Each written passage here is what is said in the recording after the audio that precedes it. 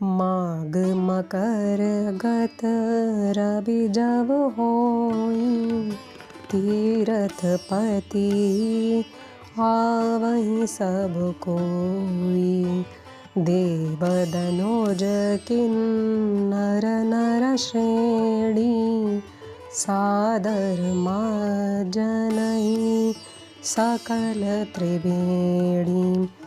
गोस्वामी तुलसीदास जी रामचरितमानस में त्रिवेणी संगम अर्थात गंगा जमुना सरस्वती जो ज्ञान भक्ति और कर्म का प्रतीक है के चरणों में प्रणाम करते हैं।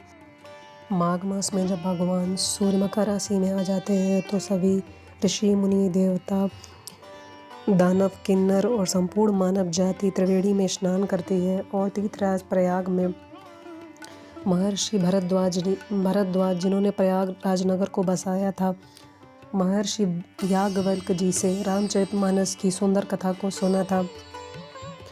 शंकराचार्य जी ने बाद में कुंभ स्नान का आयोजन प्रारंभ किया था। कहते हैं शंकराचार्य जी का उद्देश्य यह था कि संपूर्ण पंथ के संपूर्ण वर्गों के लोग यहाँ पर इकट्ठे हों और अपने सांसारिक जीवन से कुछ समय निकाल कर ब्रह्म को और अपने जीवन के इस परम तत्व को जान सकें कि वह उनके जीवन का परम लक्ष्य क्या है। अपने जीवन में कर्म को साध सकें, भक्ति ज्ञान आदि को का ज्ञान प्राप्त कर सकें, जीवन में जीवन जीने की कला का प्राप्त कर सकें। पुराणों में ऐसी कथा आती है कि महाविष्णु ने देवता और राक्षसों को जब क्षीर सागर मंथन करने के लिए आदेश दिया तब दानव और असुर सागर मतने लगे। सुमेरु पर्वत को उन्होंने मथानी के रूप में प्रयोग किया और बांसुकी नाग की नेति अर्थात रस्सी बनाई। सागर समुद्र मंथन जब प्रारंभ हुआ तो उसमें सबसे पहले हलाल विष निकला, जिसके ताप से सभी लोग जो है व्याकुल होने लगे। तब भगवान शिव ने सब पर कृपा की और उस विष को का पान किया। माता पार्वती ने उनके कंठ पे हाथ रखकर विष को वहीं पर रोक दिया, जिससे भगवान शंकर का एक नाम नीलकंठ पड़ा।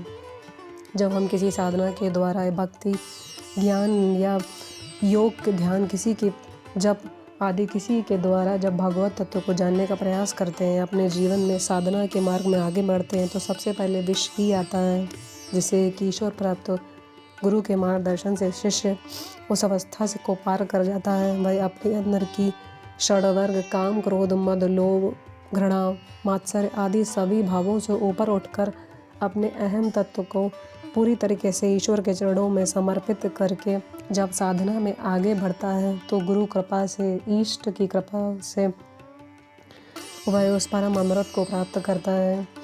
यह अमृत मनुष्य के अपने अंदर ही है। साधना में गुरु के द्वारा शिष्य उसे प्राप्त करता है।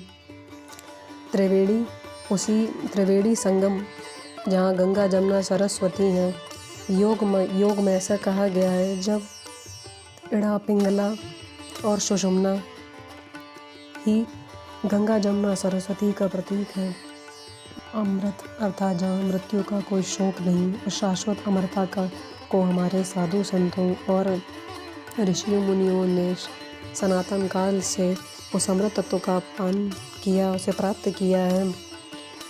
महाविष्णु भगवान मोहिनी नारायण ने देवताओं को भी वह अमृत पान कराया ताकि सनातन पृथ्वी पर सनातन और सात्विकता का वातावरण का उत्थान हो सके। राक्षसों से पुनः अमृत कलश को प्राप्त करने के लिए अमृत कलश की जो बूंदें जहाँ जहाँ पृथ्वी पर गिरी, उनमें पहला स्थान है प्रयागराज, हरिद्वार, नासिक, उज्जैन। इन स्थानों पर कुंभ, पूर्ण कुंभ और महाकुंभ का आयोजन किया जाता है। इस बार 144 वर्षों बाद महाकुंभ का आयोजन हुआ प्रयागराज 2025 में, जिसमें श्रद्धालुओं ने त्रिवेणी संगम में स्नान किया, जो अभी भी चल रहा है। बोलो त्रिवेणी संगम की जय, प्रयागराज तीर्थ की जय।